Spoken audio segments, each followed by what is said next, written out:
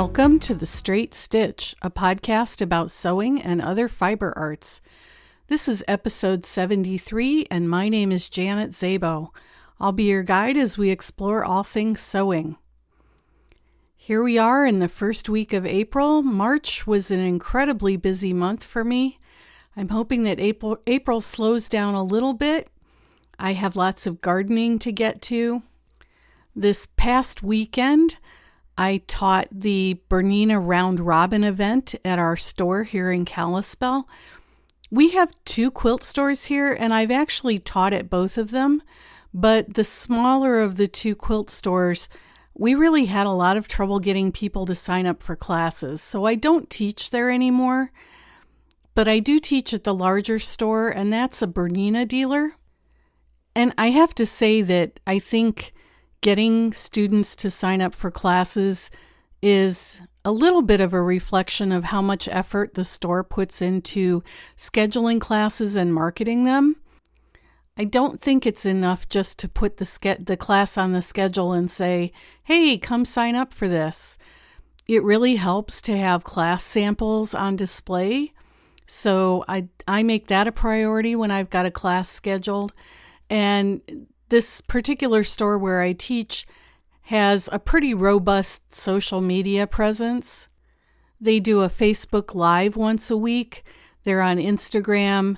They've got Facebook Reels and Instagram stories, and I really do think that helps to get the word out. I've made videos for them to help promote my classes, but I really need to step up my game there, and I have ordered some additional equipment to start doing more videos, so we'll see what happens with that. And because this store is a Bernina dealer, they are required to have a couple of Bernina events every year. Bernina gives the store owners, the dealers, the option to bring in a Bernina educator or to have someone from the store teach the class. And it's a little bit less expensive. It's actually a lot less expensive because the store's not paying my travel to have someone local teach the class. I've done 3 of these, I think now. This was the third one. And the Bernina events are intended to showcase the top of the line machines and give people an opportunity to try them out and see if that's a machine that they might want to purchase at some point in the future. The cost for the class is generally pretty low. It can be a 1-day class or a 2-day class, and everything is provided for the students, including the machines, the thread, the kits, lunch is included. And on the teacher end of it, I get PowerPoint presentations from the Bernina design team who designed the project, and I get the instructions for the project so that I can make up a sample to put on display. So I've enjoyed teaching these. They're always a lot of fun. This one was a bit more nerve-wracking than the previous ones I've taught, only because we were using the new 990s, the Bernina 990 machines, and doing some machine embroidery, machine quilting using the embroidery module. And that's not something that I'm terribly familiar with, but the store owner was there to help out during the class, and we managed to get through it without too much difficulty. So if you're thinking about possibly purchasing a Bernina machine, whether it's a sewing machine, an overlocker, whatever, look for these events at your stores because they're a good way to try out the machine and see what its capabilities are and go home with a project. We made a table runner. On the first day, we did some decorative chain stitching with decorative threads. We sewed the pieces together with the serger. And then on the second day, we used the sewing machine, the 990 or the 790, to do the quilting and the machine embroidery. It was kind of an exhausting couple of days. I went to help with the setup on Thursday, and then we had class all day Friday and class all day Saturday. So by yesterday, I was ready to go putter in my herb garden for a few hours after church, and that's what I did. The weather was nice, and it looks to be cool and rainy this week, and I think I'm probably going to be inside sewing My mother asked for a summer robe, so I'm using the Rosetto robe from Itch to Stitch to make her a summer robe, and the fabric is from Minerva. It's a kind of a waffle type fabric. It's not an overly complicated pattern, so I'm pretty sure I'll be able to finish it this week and get it off to her so she can start using it. This week's episode is an interview with Andrea Blohm, who is a milliner. And if you're like me and you're a devotee of trashy romance novels set in Regency England, you have probably run across the term milliner fairly frequently. A milliner is someone who specializes in making hats for women. I happen to be poking around the Craft Industry Alliance website. I'm a member of the Craft Industry Alliance, and I noticed in their members section that Andrea had a listing for herself and her business. She fell in love with millinery during a stint in London, England at the American Intercontinental University, and now she lives in Ypsilanti, Michigan, where she makes hats. And I thought this would be fascinating to have a conversation with her about just what is involved. She's also the co-owner of the North American Millinery Group, and they produce Millinery Meet Up, and we're going to talk about that during the interview. Andrea teaches classes and is on the board of the Michigan Folk School, and I hope that you enjoy our conversation. So let's get into it. Welcome, Andrea, to the podcast. How are you Thank you, doing Janet. today? Thanks, Janet. I'm good, thanks. How are you? Good. Good. So I ran across your name on the Craft Industry Alliance website, and I thought, what a unique topic. We have never had anybody talking about millinery techniques. So I'm going to pick your brain and learn all about millinery and how it's evolved over the years. So the first question that I usually start with is, when did you learn to sew and who taught you? I learned to sew when I was like a tween, so early teenage years. My mom always made our costumes, for Halloween and school things.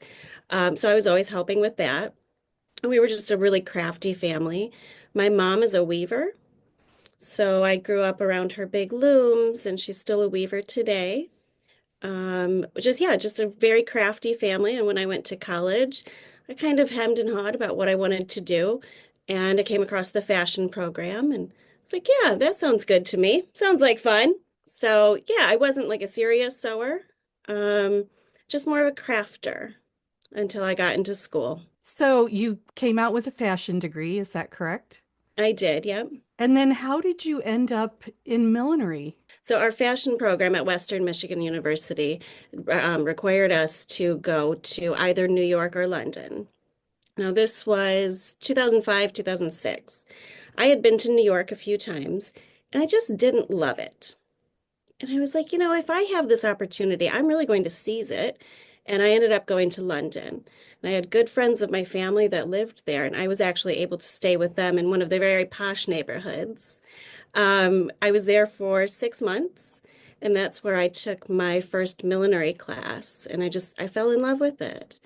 My internship was at a couture bridal salon in Marylebone, and it was right next door to Stephen Somerville. He was the milliner to the Queen Mother. So his hat block collection was stored right next to where we were working for the bridal, and I just was head over heels, saw that block collection, and I was like, oh, there we go.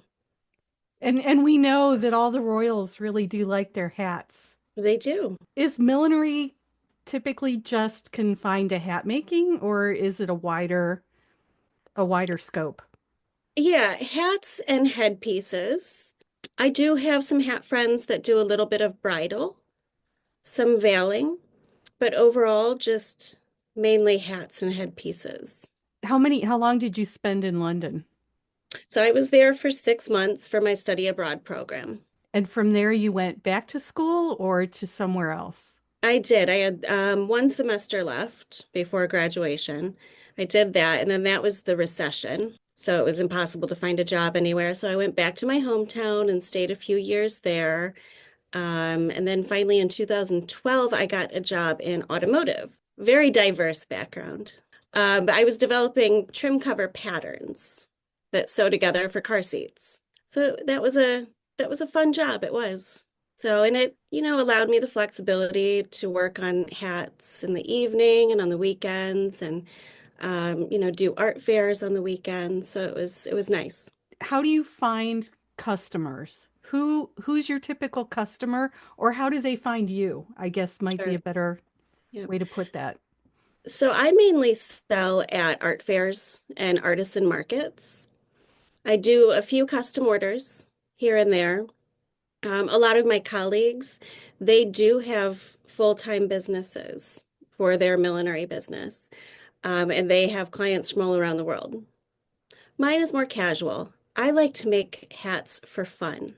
When you try to really start making money on something, it can be not so much fun. The listeners can't see this, but you and I are doing an audio interview, and I'm looking at your workroom, and you've got what look like wooden headpieces or head shapes. Yep, so these are the wood hat blocks that the hats are shaped on. I've got a collection of probably over 100 hat blocks, so it is a good size collection. Most of them are antiques. I think the oldest hat block I have is probably late 1800s, early 1900s. The ones that you can see right behind me, Janet, the more modern, like the lighter color, those are newer hat blocks. And I order those from a hat block maker in Australia. There's a handful of hat block makers left. I would imagine that getting the supplies might be a bit tricky. It can be depending on what you're looking for. We're actually pretty lucky here in the States. We do have some really incredible suppliers. All right. So there's Be Unique Millinery. They're based in Australia, but have warehouses around the world. There's one here in the States in North Carolina. There's one in Canada, one in England, and then, of course, the headquarters in Australia. They carry a very broad array of supplies. And Brenda, the owner, she gets specialty supplies in. Actually, one of my favorites, I'll show you. I wish people could see this because it is really fun. Um, this is a type of straw called buntal, and it comes flat like a placemat.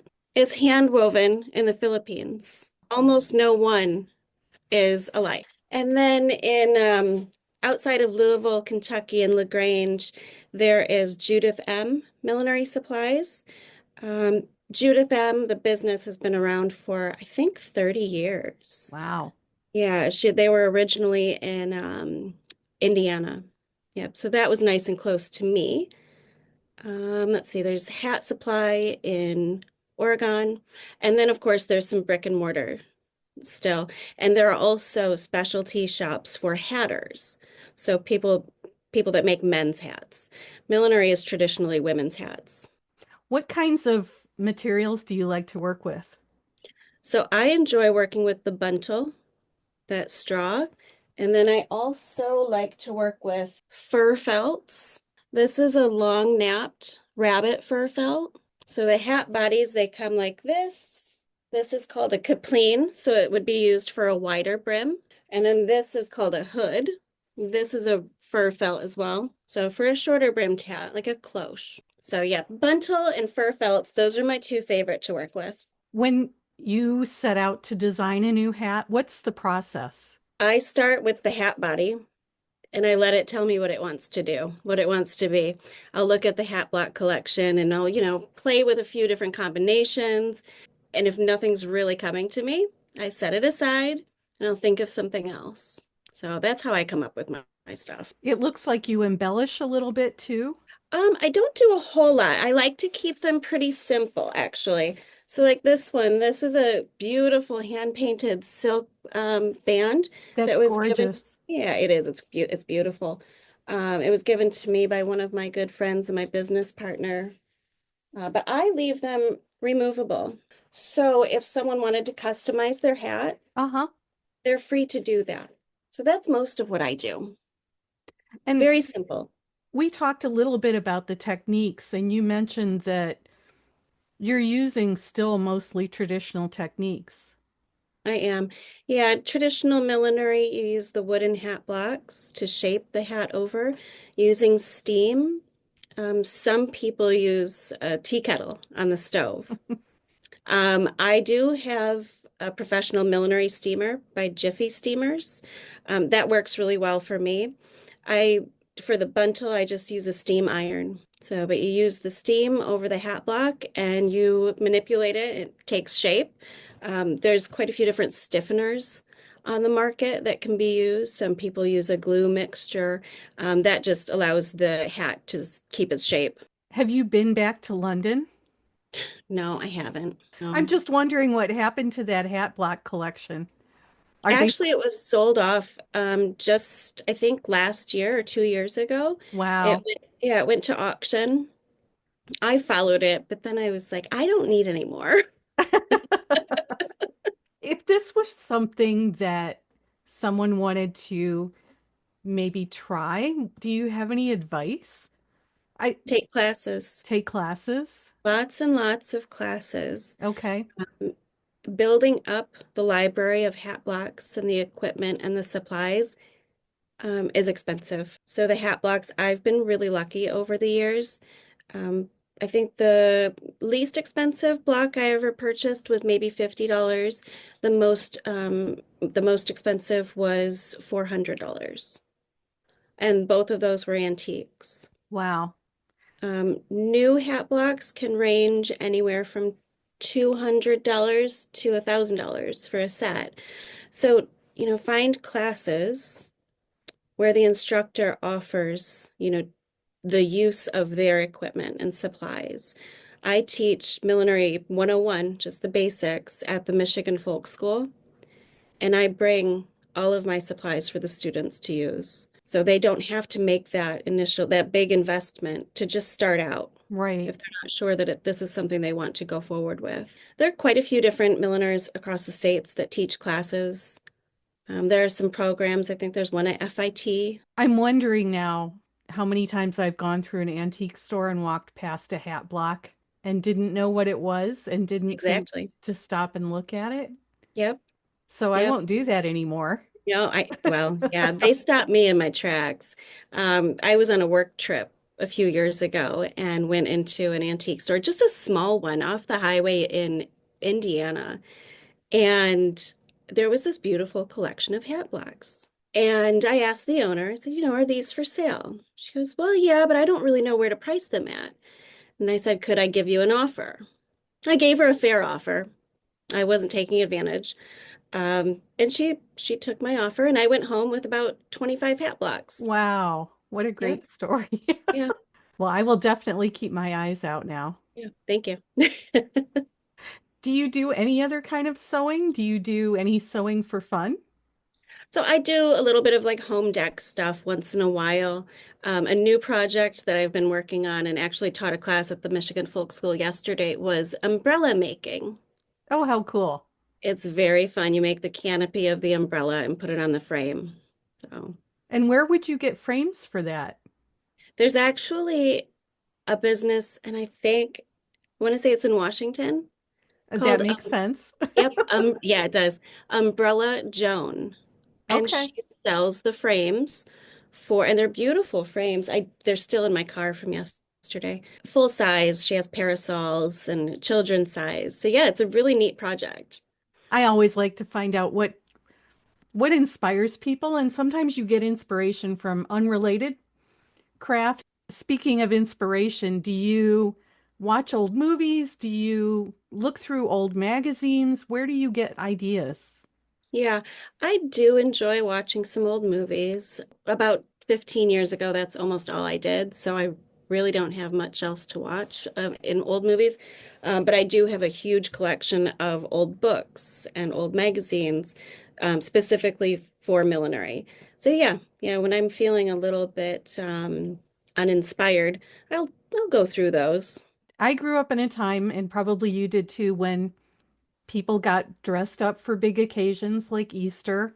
Yeah. We always had, new dresses and gloves and patent leather shoes and Yep. an Easter hat. Yep. Do you think that'll ever come back? In some areas. It is coming back slowly.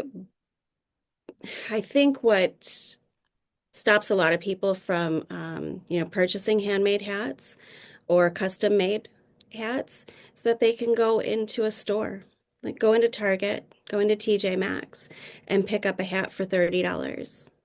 And then that's what works for them for those occasions. But in some cities, especially cities that have like a racing scene, so Louisville, there's outside of Pennsylvania, um, down south, of course. Mm-hmm. That's where a lot of people will make the investment to add a handmade hat to their outfits. But there are people that appreciate, the craft and they know that it will last. And This is going to sound strange. Do you use a sewing machine at all when you're making your hats? I do occasionally, a lot of what I do is hand sewing. Yeah, like this guy, this one I had started to hand stitch. So you've got a ribbon on the inside of the crown. I do, yeah. Okay. And by hand stitching it, you don't see it on the outside. Now, if I used a sewing machine, of course, I'll have my top thread and my bobbin thread, and I would see that Right. on the other side. Depending on what kind of market I'm going to, I might do some on the sewing machine to keep the costs down. So, depending on, what the audience is at that market, if I use a wool felt and use a sewing machine, it's just going to keep the cost down of that hat compared to using a fur felt hat body and sewing it by hand. Those will be more expensive and for a different market. And how many shows do you typically do a year? I do a big art fair in my hometown every summer. That's my big show for the year. And then I do a few small artist markets seasonally here in Ypsilanti. And then how often are you teaching? I teach about three it's in sections. So like once in the spring, once in the summer, and then again in the fall. Okay. Do you Yeah. teach nationally at all or just locally? I don't know. It's just here in Michigan at the folk school, but we have students that come in from all over the country. Millinery Meet Up is an event that my business partner and I produce. It's North America's premier millinery education event. It's held at Arrowmont School of Arts and Crafts in Gatlinburg, Tennessee. It's every 2 years. We took over the planning in 2018 after the two founders decided they didn't want to do it anymore. We did hold the event this past year in 2024. We bring in instructors from around the world. Students, we had about 60 students this past year, and they all stayed on campus. And there's the dining hall, and it's a beautiful campus right in the Smoky Mountains. So, and it's 5 days of intensive courses. And then we have activities in the evening and parties and a hat contest. And how many students typically attend? So this past year we had about 60. For Wow. 2026, we're planning for hopefully 75. We had some very impressive instructors this past time. We had Laura Del Villaggio. She is from Texas. She does a lot of fashion millinery. Mela Hoyt Hayden. She is from Oregon. She does a lot of film millinery. We had Biljana Borisova from Spain. She does a lot of fashion shows and some movies. Jane Taylor from England. She makes hats for the royals. Um, I don't know if I'm allowed to actually say a specific name, but That's okay. hi, hi royals. And then Edwina Ibbotson, she's from England as well, and she does a lot of fashion. And Philip Rhodes from Australia, and he is the milliner for the Australian Ballet. Wow. So yeah, we get some big names to teach our classes. And what is your role with the Milliners Guild? So I just recently took a secretary and board position for the Milliners Guild. Milliners Guild is a nonprofit association for milliners and millinery business owners. Off the top of my head, I don't know how many members we have, which I should know that. But the secretary role is very new within the past 2 weeks. Yeah, busy. I like to stay involved. I want to see the art of millinery grow, but also be passed down. There are so many traditional crafts that people aren't picking up and we're losing those crafts. And that's where, the folk schools, being involved with the folk school, um, it ensures that that art, that craft will continue on. We at the folk school have a bowyer. So a person that makes bows and arrows and archery things. But he recently passed away, and there's no one else in our area that is, an expert like he was. Thankfully, he did take up an apprentice, so that apprentice will be able to share. But it's things like that that we're slowly losing. Mm-hmm. So by staying so involved in the millinery community and make sure that there's, promotion and excitement around it, millinery won't be lost. The traditional aspects. Of course, there will always be hats, but there might always just be factory-made hats, not Right. handmade hats. It's very important, just like any craft. I mean, even with sewing. Now, of course, in 2020, sewing took on a whole other level. There were so many people that started sewing because they needed masks. Do you want to talk a little bit about your position with at Joann Fabrics with the sewing machines? Yeah, sure, I can. Yep, Okay. absolutely. Yeah, the last 5 years, I managed a Viking sewing gallery, which is inside Joann Fabrics. And as probably every single crafter knows, Joann has gone out of business. Therefore, Viking galleries, which are a separate business from Joann's, can't stay in those stores. So in 5 years, I built this. I didn't build it, but I helped it grow because it was there before I was. So I can't take all of the credit for it, but just a community. Um, Not even just my customers, but people that shop Joann's every single day. That's what we're losing with Joann's. But I loved it. I loved my time there. I met some incredible people. I was able to work on top of the line sewing and embroidery machines. I learned a lot of new techniques that I can incorporate into, my hats and what I make. So it was very enjoyable last 5 years. Yeah, and I'm sad to see it go. I tell people when they ask me what kind of sewing machine should I get, don't go to the big box stores and pick one up off the shelf and take it home. It's nice when you can have personalized instruction. Oh yeah, absolutely. Absolutely. I mean, you have someone that asks you, what kind of sewing machine should I get? We ask, well, what kind of sewing do you do? Hmm. Because, if someone's old Kenmore just died, I'm not going to put that person in front of the top of the line computerized machine. That's just not what they're going to use.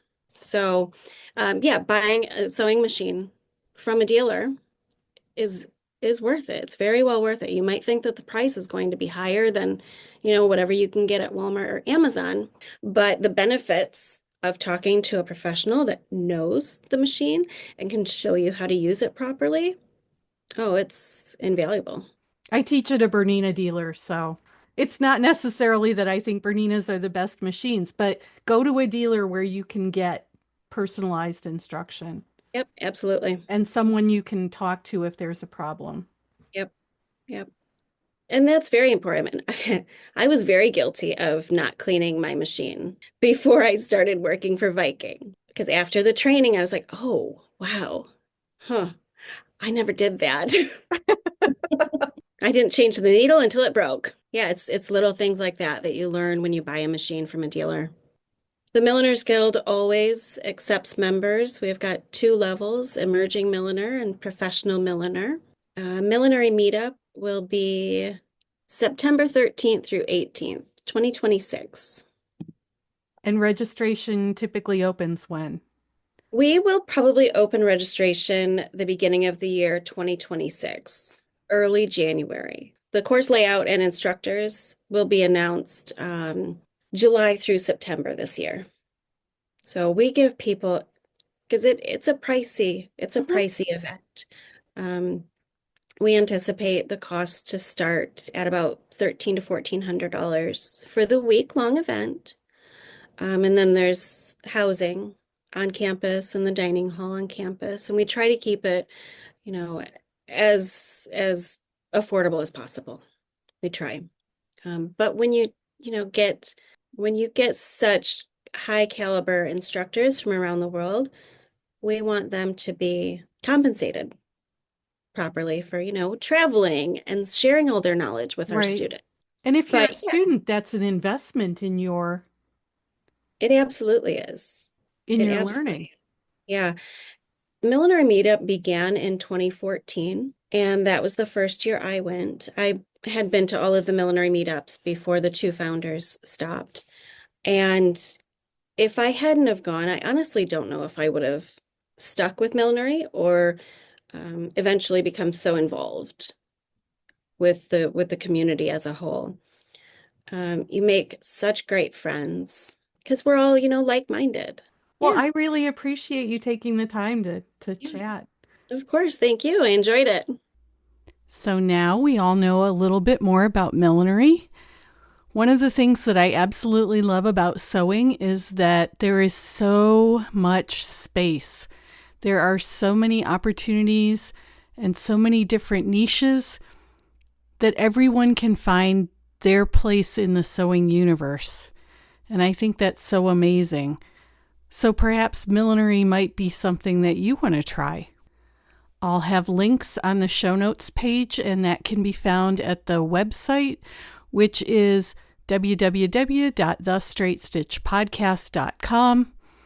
My website is at www.janetzabo.com, and there are links there to my Big Sky Knitting Designs website and also to my blog, where I write a couple of times a week and post pictures of my sewing adventures. I really appreciate those of you who have left ratings and reviews recently on Apple Podcasts and Spotify. That really does help people to find us. I've gotten some really wonderful emails in the past couple of weeks. If you'd like to give feedback that way, you can email me at janet@janetzabo.com. I do try to answer every email I get personally, although these days with the schedule change, it's taking a little bit longer than I'd like, but please be patient. I do try to respond to everybody. So until the next episode, I hope you have a great week and that you get to go sew something.